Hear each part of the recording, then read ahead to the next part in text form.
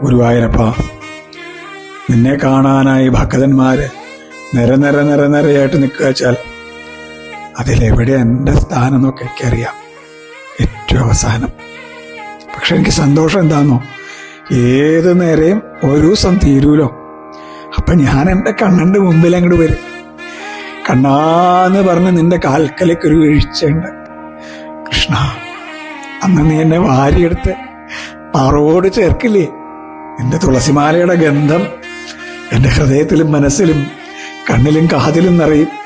ഞാൻ കണ്ണാന്ന് വിളിച്ചോളാം. ഉപനിഷത്തും വേദവും തർക്കവും ന്യായവും ഛന്ദസ്സും ഒന്നും നിശ്ചയില്ല. ഒന്നറിയാം, എനിക്കെല്ലാം എൻ്റെ കണ്ണനാണ് എന്ന്. കണ്ണനില്ലെങ്കിൽ പിന്നെ ഒന്നും വേണ്ടാന്ന്. എത്ര ജന്മെടുക്കേണ്ടി വന്നാലും ഈ നേരെന്ന് ഞാൻ മാറില്ല കേട്ടോ കൃഷ്ണ.